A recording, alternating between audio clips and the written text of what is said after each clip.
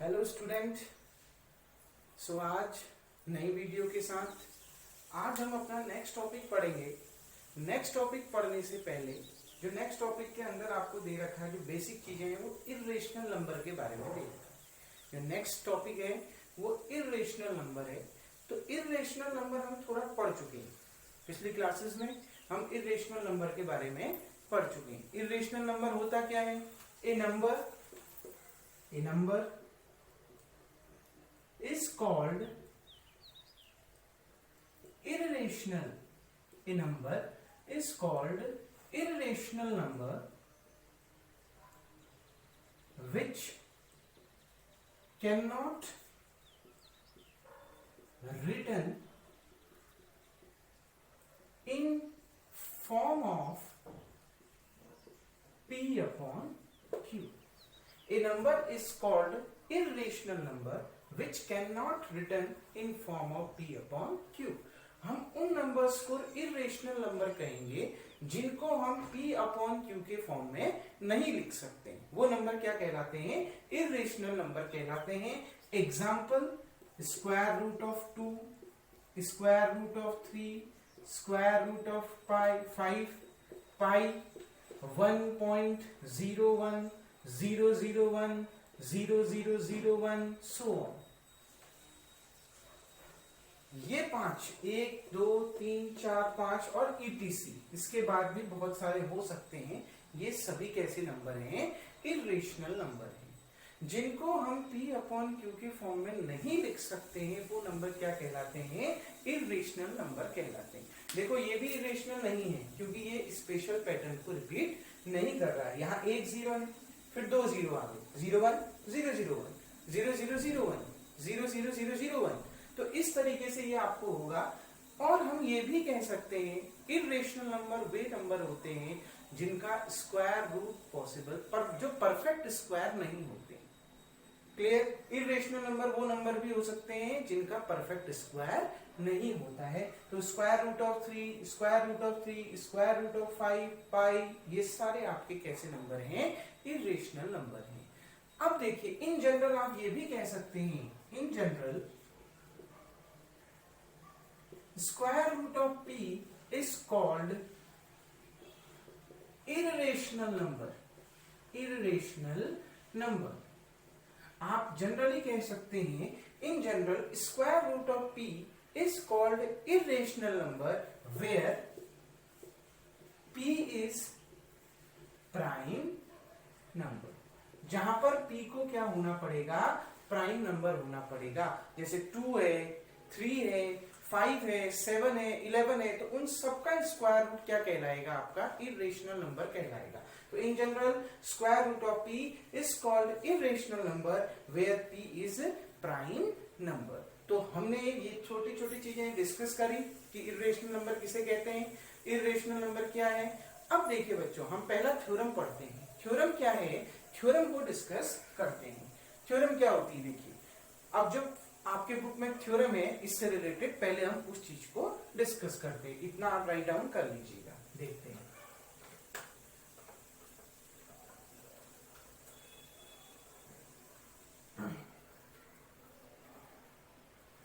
देखिए, जो थ्योरम आपके इसमें दे रखी है बच्चों, उस थ्योरम को देखते हैं। थ्योरम कह रही है late P be a prime, let P be a prime number, let P be a prime number if P divides a square, then if P divides a square, then P divides a, then P divides A, where A is any positive integer. तो देखिए क्या कह रही है theorem. Theorem को समझते हैं, बहुत इंपॉर्टेंट थ्योरम है। पेपर के पर्पज से उतना इंपॉर्टेंट नहीं है, लेकिन आगे आपसे इससे रिलेटेड बहुत सारे क्वेश्चन पूछे जाएंगे इर्रेशनल वाले टॉपिक के अंदर। एक्सरसाइज 1.3 में इस थ्योरम से रिलेटेड बहुत सारे क्वेश्चन आएंगे जिसको जानना आपके लिए बहुत जरूरी है। तो देखते हैं बच्चों, पहले इस थ्योरम के स्टेटमेंट को समझ लेते हैं। थ्योरम क्या कह रही है? थ्योरम कह रही है लेट p बी ए प्राइम नंबर। माना p कोई प्राइम नंबर है, p कोई प्राइम नंबर है जहां if p divides a square, अगर p किसको डिवाइड कर रहा है? a स्क्वायर को डिवाइड कर रहा है, मतलब a स्क्वायर का एक फैक्टर क्या है? p है। p is the factor of a square. p divides a square, p a square को डिवाइड कर रहा है, मतलब p a स्क्वायर का एक क्या है? प्राइम फैक्टर है, क्योंकि p प्राइम नंबर दे रखा है, तो p a स्क्वायर का एक प्राइम फैक्टर है, ये दिया है। आपने ये दिखाना है कि p divides a also. p किसको भी डिवाइड करेगा? a को भी डिवाइड करेगा, ये थ्योरम बोलती है। p a का भी फैक्टर होगा, यही आपने यहाँ पर शो करना है।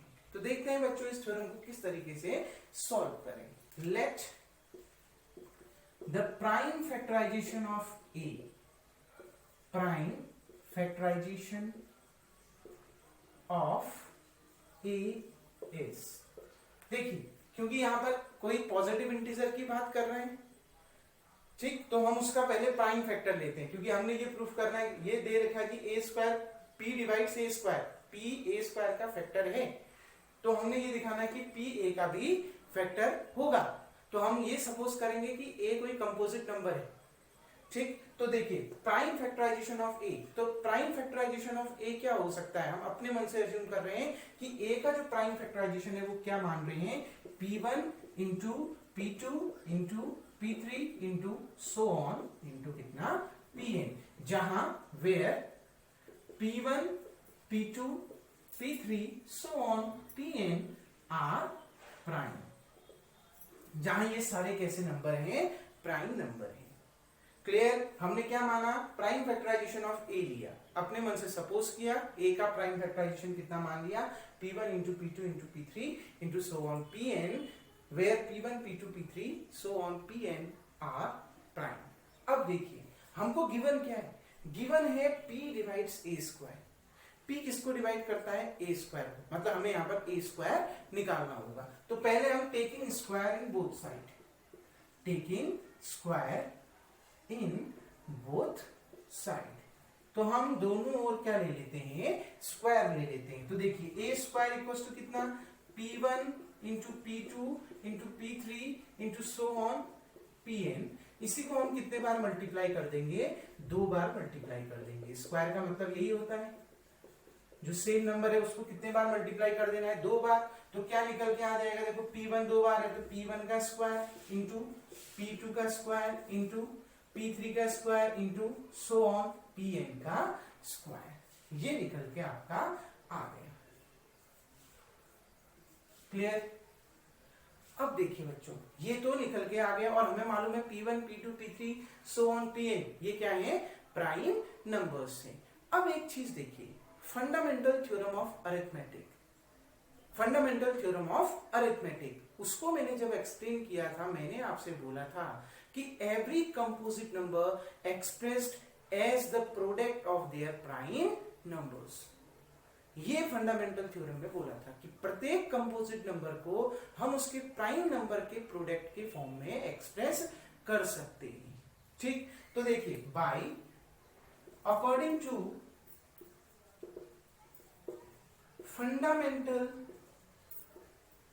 fundamental theorem of arithmetic, इस थ्योरम को मैं यहां पर लिख नहीं रहा हूं, बस इसका यूज कर रहा हूं और इसका यूज करते हुए ये थ्योरम को प्रूफ कर रहा हूं। देखिए फंडामेंटल थ्योरम ऑफ अरिथमेटिक क्या कहती थी कि प्रत्येक कंपोजिट नंबर को हम प्राइम फैक्टर्स के, प्राइम मतलब प्रत्येक कंपोजिट नंबर को हम एक्सप्रेस कर सकते हैं उनके प्राइम फैक्टर के प्रोडक्ट के फॉर्म में, और जो ये फैक्टराइजेशन होगा वो कैसा होगा? यूनिक होगा, मतलब उसके अलावा उस कंपोजिट नंबर का कोई दूसरा प्राइम फैक्टर नहीं होगा। ये किस थ्योरम ने कहा? फंडामेंटल थ्योरम ऑफ अरिथमेटिक ने कहा। ध्यान रखना, every composite number expressed as a product of their prime numbers and the factorization are unique, और जो फैक्टराइजेशन होगा वो क्या होगा? यूनिक, मतलब वही उसके फैक्टर्स होंगे, उस कंपोजिट नंबर के प्राइम फैक्टर होंगे, उसके अलावा कोई भी प्राइम फैक्टर नहीं होगा। तो देखिए बच्चों, ए स्क्वायर इक्वल टू P1 का स्क्वायर, P2 का स्क्वायर इंटू P3 का स्क्वायर, सो ऑन Pn का square. P1, P2, P3, Pn ये क्या थे? ये आपने क्या माने थे? प्राइम नंबर माने थे। ये आपने प्राइम नंबर माने थे। और यहां पर आपने देखिए ए स्क्वायर इक्वल टू इन सभी प्राइम नंबर्स का क्या लिया है? प्रोडक्ट लिया है। तो फंडामेंटल थ्योरम के about, fundamental theorem of arithmetic के अकॉर्डिंग क्या कि every composite number express as the product of their prime numbers, मतलब ए स्क्वायर के जो प्राइम फैक्टर होंगे वो क्या होंगे? P1, P2, P3 so on Pn। Clear हो गया ना? यही ए स्क्वायर के, क्योंकि ए स्क्वायर को आपने किसके प्रोडक्ट के फॉर्म में लिखा है? P1 square, P2 square, P3 square, Pn square. Clear हो गया? तो मतलब इस ए स्क्वायर का जो प्राइम फैक्टराइजेशन होगा, जो प्राइम फैक्टर्स होंगे वो क्या होंगे? P1, P2, P3 so on Pn। तो देखिए prime factors of a square is P1, P2, P3 so on Pn। जो प्राइम फैक्टर होंगे ए स्क्वायर के वो केवल क्या होंगे? P1, P2, P3 और Pn होंगे। ठीक हो गया? अब लेकिन गिवन क्या है? गिवन आपको ये है कि P डिवाइड्स ए स्क्वायर। आपको ये भी दिया है ए स्क्वायर का एक फैक्टर क्या भी है? P भी है, जबकि आपको मालूम है कि prime factor of a square केवल क्या है? P1, P2, P3 और Pn है। और दिया क्या है? P डिवाइड्स ए स्क्वायर। ए स्क्वायर का एक प्राइम फैक्टर क्या भी है? P भी है। But given that P is also a prime factor of a square। ये भी आपको दिया है। a स्क्वायर का एक प्राइम फैक्टर क्या भी है? P भी है। ये आपको गिवन है। इसका मतलब ऊपर कह रहा है कि a स्क्वायर का प्राइम फैक्टर केवल ये है, और दिया है कि a स्क्वायर का एक और प्राइम फैक्टर है वो क्या है? P है। और आपने ये पढ़ा है फंडामेंटल थ्योरम से कि जो फैक्टराइजेशन होता है, जो प्राइम फैक्टर होते हैं वो क्या होते हैं? यूनिक होते हैं, मतलब उनके अलावा कोई भी प्राइम फैक्टर नहीं होगा। तो प्राइम फैक्टर तो P1, P2, P3, Pn के अलावा नहीं होना चाहिए। ये P कैसे आया?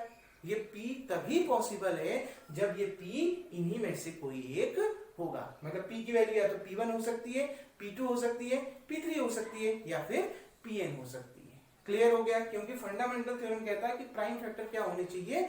यूनिक होने चाहिए। अगर प्राइम फैक्टर यूनिक होते हैं इसका मतलब है P is one of them P1, P2, P3 so on Pn। इसका मतलब देखिए, हम इसके आगे देखते हैं, यहां तक बुक्स आप उतार लेंगे। अब देखते हैं, देखिए मैंने यहां पर लिख दिया आपका,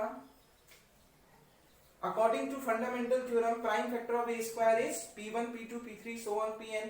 given that P is also a prime factor of a square. P भी किसका प्राइम फैक्टर है? ए स्क्वायर का। और जबकि ए स्क्वायर के प्राइम फैक्टर ये हैं, जबकि प्राइम फैक्टर क्या होने चाहिए? यूनिक होने चाहिए। इसका मतलब है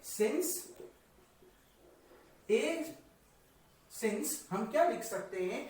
P is one of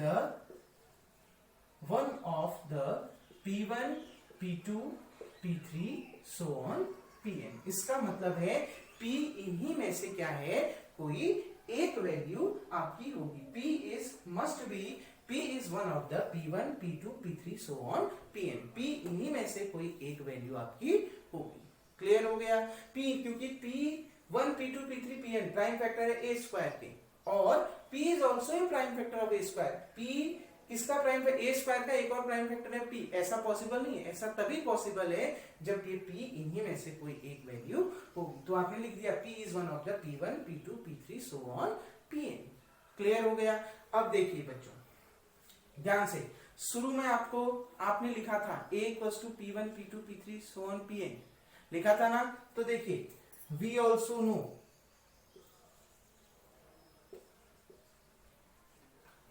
P1, P2, P3 so on Pn is also a prime factor of A।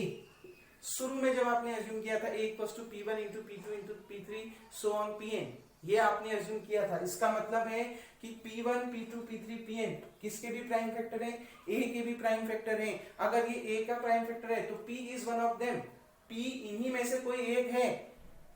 Clear हो गया? देखो P is one of the P1, P2, P3, मतलब P1 की वैल्यू P हो सकती है, P2 की वैल्यू भी P हो सकती है, P3 की वैल्यू भी P हो सकती है, मतलब P इन्हीं में से कोई एक है। इसका मतलब है P किसका प्राइम फैक्टर है? A का भी प्राइम फैक्टर है। That implies that P is prime factor of A also. That implies that P divides A. इसका मतलब है P किसको भी डिवाइड करेगा? A को भी डिवाइड करेगा। ध्यान से समझिए, पहले हमने लिखा था, अज्यूम करते हैं कि A के कोई प्राइम फैक्टर है। प्राइम फैक्टर क्या माना था? P1 into P2 into P3 so on Pn। फिर उसके बाद हमने उसका स्क्वायर किया, स्क्वायर करके हमारा A स्क्वायर की वैल्यू ये आई। क्लियर हो गया? अब देखो फंडामेंटल थ्योरम कहता है प्रत्येक कंपोजिट नंबर को आप प्राइम फैक्टर्स के प्रोडक्ट के फॉर्म में लिख सकते हैं, लेकिन वो जो फैक्टराइजेशन होता है वो कैसा होता है? यूनिक होता है, मतलब उनके अलावा उसके कोई प्राइम फैक्टर नहीं हो सकते। इसका मतलब है ए स्क्वायर का जो प्राइम फैक्टर है वो क्या है? P1, P2, P3 so on Pn, ये इसके प्राइम फैक्टर हैं। इसका मतलब क्या? लेकिन गिवन क्या है? P is also a prime factor of a square. ये भी दिया है कि P किसका प्राइम फैक्टर है? ए स्क्वायर का प्राइम फैक्टर है। अब ऐसा तभी पॉसिबल है जब P इन्हीं में से कोई एक वैल्यू होगी, या तो P P1 के बराबर होगा, या तो P P2 के बराबर होगा, या तो P P3 के बराबर होगा, या फिर P Pn के बराबर होगा। इसका मतलब है, देखिए सिंस, यहां से देखिएगा, since P is one of the P1, P2, P3 so on Pn, we also know, हमने शुरू में लिखा था A equals to P1 into P2 into P3 into so on Pn, तो हमें पता है P1, P2, P3 so on Pn is also a prime factor of A, ये A के भी प्राइम फैक्टर है, और P इन्हीं में से कोई एक है, P इन्हीं में से कोई एक है, मतलब P किसका भी प्राइम फैक्टर है? A का भी प्राइम फैक्टर है। That implies that P is prime factor of A also, इसका मतलब है P divides A also। अगर P A का प्राइम फैक्टर है तो P A को भी क्या करेगा? डिवाइड करेगा। होप सो आपकी ये थ्योरम क्लियर हो गई। तो थ्योरम का स्टेटमेंट बच्चों ध्यान देना, क्या स्टेटमेंट में एक थोड़ी सी चीज आप ध्यान रखना, थ्योरम पेपर के पर्पज से इंपॉर्टेंट नहीं है, लेकिन इसका स्टेटमेंट इंपॉर्टेंट है। P divides, if P divides, if P divides A square, that implies that P divides A. P divides A, where P is prime, sorry, where A is any positive integer। ये बच्चों हमेशा ध्यान रखना, ये statement अब आपने हमेशा ध्यान रखना है जो यहां पर मैंने लिख दिया है। थ्योरम मैंने समझा दी, थ्योरम आपको होप्सो क्लियर हो गई होगी। फिर भी आपको थ्योरम से रिलेटेड कोई डाउट है तो आप मुझसे पूछ सकते हैं, लेकिन स्टेटमेंट आप ध्यान रखना, P डिवाइड्स A स्क्वायर, अगर P A स्क्वायर को डिवाइड करती है तो P किसको भी डिवाइड करेगी? A को भी डिवाइड करेगा, P A को भी डिवाइड करेगा जहां A कोई पॉजिटिव इंटीजर है। तो बच्चों होप्सो आपको ये समझ में आ गया होगा। अब हम अपने नेक्स्ट टॉपिक की ओर बढ़ते हैं। अब देखिए बच्चों, हमारा अगला टॉपिक है को प्राइम नंबर। हमारा जो नेक्स्ट टॉपिक है बच्चों वो क्या है? Coprime number. Coprime number क्या होता है? देखिए, two numbers are coprime number. दो नंबर्स आपके क्या कहलाएंगे? को प्राइम नंबर कहलाएंगे if they have no common factor other than one.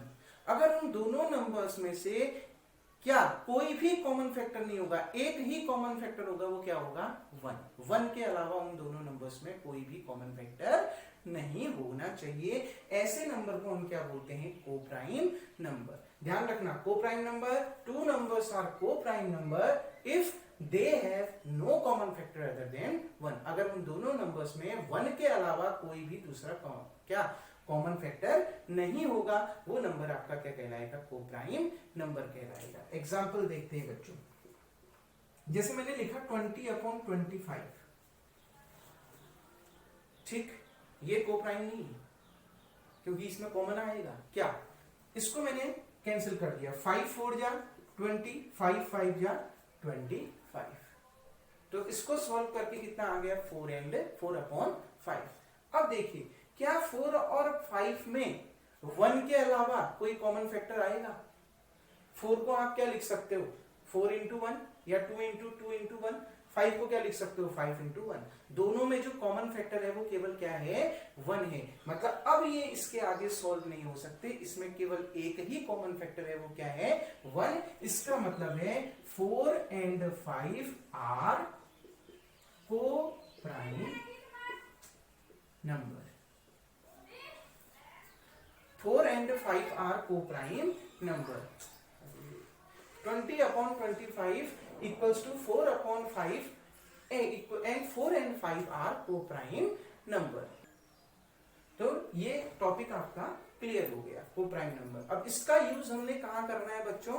अगले क्वेश्चंस में करना है। जो एक्सरसाइज 1.3 आपकी स्टार्ट होगी उन क्वेश्चंस में आपने इस डेफिनेशन का और प्रीवियस थ्योरम का यूज करना है।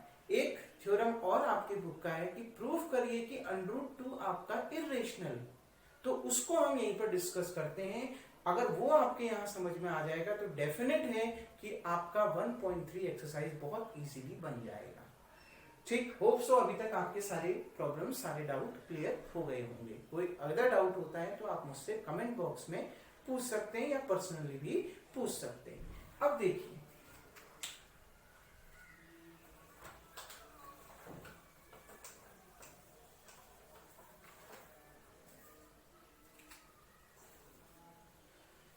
बच्चों, अब हम डिस्कस करते हैं अपने अगले टॉपिक को। ये एक थ्योरम आपके बुक में थ्योरम करके दी होगी, theorem 1.4, square root of 2 is irrational number. बहुत इंपॉर्टेंट टॉपिक है, बहुत ही इंपॉर्टेंट आपका थ्योरम भी है। आपने ये दिखाना है कि square root of 2 is irrational number, ये आपने प्रूफ करना है। हमें मालूम है square of root of 2 irrational होता है, अब यहां हमने प्रूफ करना है। और बच्चों उत्तराखंड बोर्ड में ये क्वेश्चन मैक्सिमम अधिकतम 60% इसके चांसेस हैं आने के, और ये 2 या 3 मार्क्स में आपसे पूछा जा सकता है। बहुत इंपॉर्टेंट क्वेश्चन, ये ध्यान रखिएगा। 60% इस क्वेश्चन के चांस हमेशा बने रहते हैं कि ये क्वेश्चन 60% पूछा जा सकता है। 60% चांस के रहते हैं, 2 या 3 मार्क्स का ये आपसे पूछा जा सकता है। अब स्क्वायर रूट ऑफ 2 की जगह में स्क्वायर रूट ऑफ 5 हो सकता है, 7 हो सकता है, 11 हो सकता है, लेकिन मेथड सबके लिए क्या रहेगी, सेम रहेगी। तो देखते हैं बच्चों इसको हम कैसे सॉल्व करते हैं। बहुत इजी इसका सॉल्यूशन है, लेकिन इसको सॉल्व करने का एक ट्रिक होता है, क्योंकि ये एक थ्योरम है। पहले हम इस थ्योरम को समझते हैं कि इसको हमने कैसे प्रूफ करना है।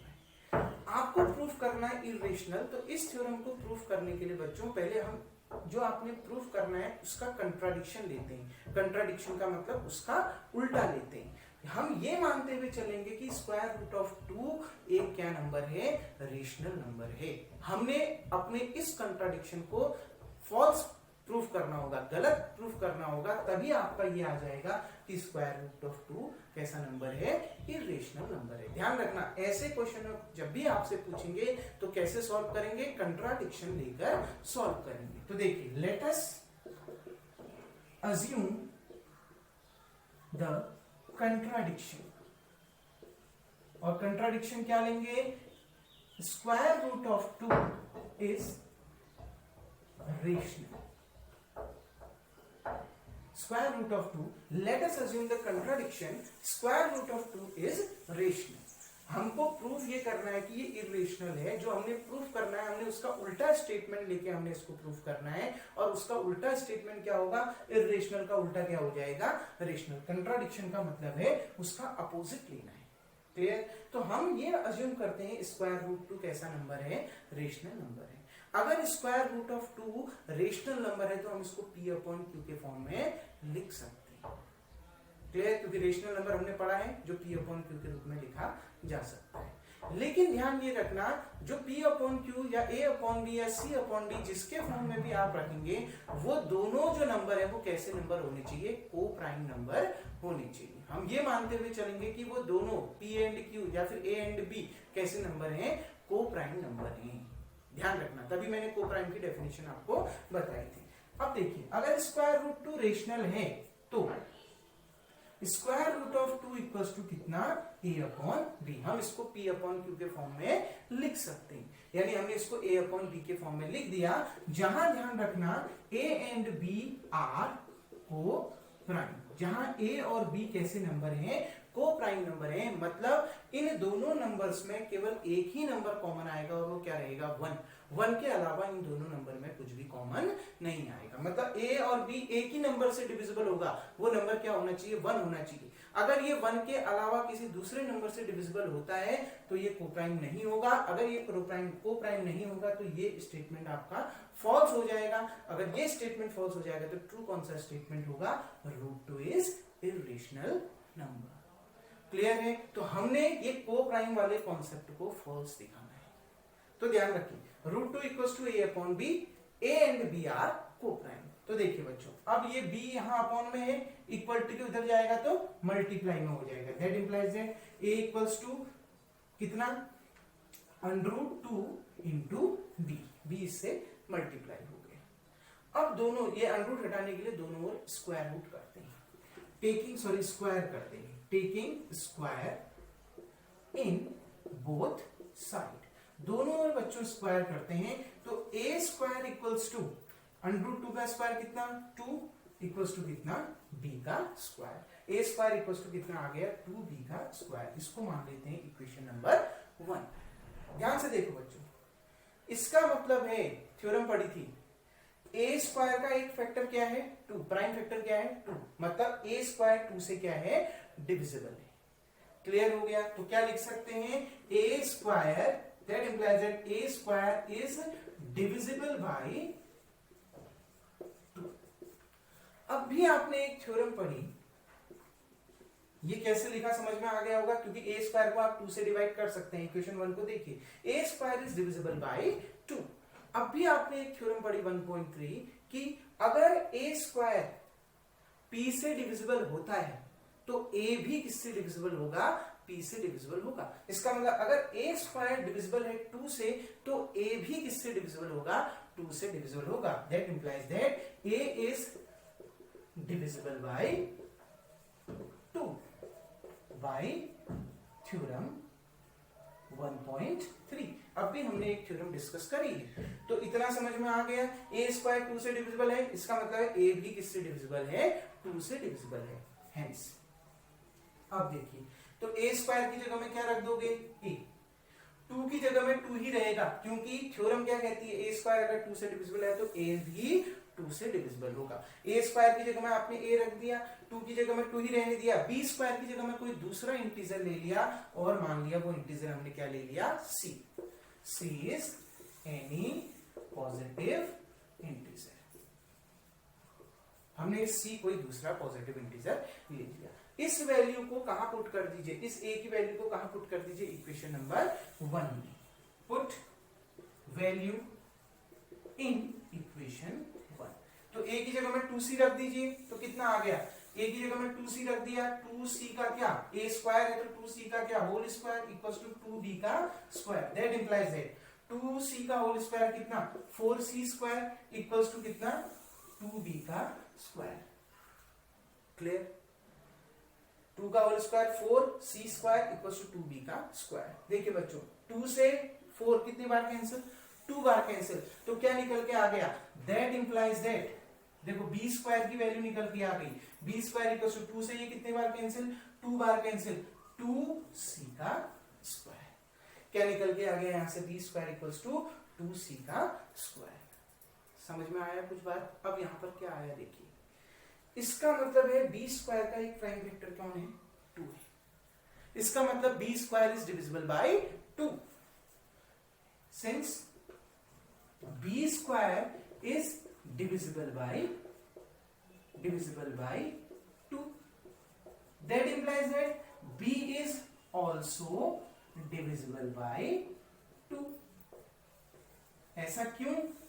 क्योंकि b स्क्वायर डिविजिबल है 2 से, तो थ्योरम बोलती है अगर b स्क्वायर, अगर a स्क्वायर p से डिवाइड होता है तो a भी p से डिवाइड होगा। तो उसी थ्योरम का यूज करते हुए अगर b स्क्वायर डिविजिबल है 2 से तो b भी किससे डिविजिबल होगा, 2 से डिविजिबल होगा।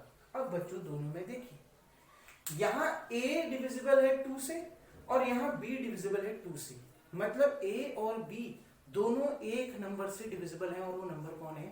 2। आपने कोप्राइम की डेफिनेशन पढ़ी कि कोप्राइम में जो दो नंबर कोप्राइम है उसमें एक 1 के अलावा कोई भी दूसरा कॉमन फैक्टर नहीं आना चाहिए। इसमें 1 के अलावा a और b में क्या कॉमन आ रहा है? 2 आ रहा है। इसका मतलब है a और b आपका कोप्राइम नंबर नहीं है। अगर a और b कोप्राइम नंबर नहीं है, इसका मतलब ये स्टेटमेंट क्या हो गया? फॉल्स हो गया। ये स्टेटमेंट फॉल्स हो गया, मतलब √2 आपका रेशनल नहीं है। रेशनल नहीं है तो क्या है? इर्रेशनल है। यही आपने प्रूफ करना था। तो देखिए इसके आगे लास्ट स्टेप में है, क्या करेंगे? देखिए since a and b have common factor 2, देखिए since a and b have common factor 2, that is it's mean a and b are not co-prime। इसका मतलब है कि a और b कोप्राइम नहीं है, क्योंकि वो कोप्राइम होते तो उसमें केवल 1 कॉमन होता, 1 के अलावा कुछ भी कॉमन नहीं होता। इसमें 2 कॉमन आ रहा है, इसलिए a and b have common factor 2, it's mean a and b are not co-prime। This contradict the above assumption, मतलब ये उस assumption को क्या करता है? कंट्राडिक्ट करता है, उस assumption का अपोज करता है जो हमने माना था। हमने क्या assumption माना था कि √2 कैसा नंबर है? रेशनल नंबर है।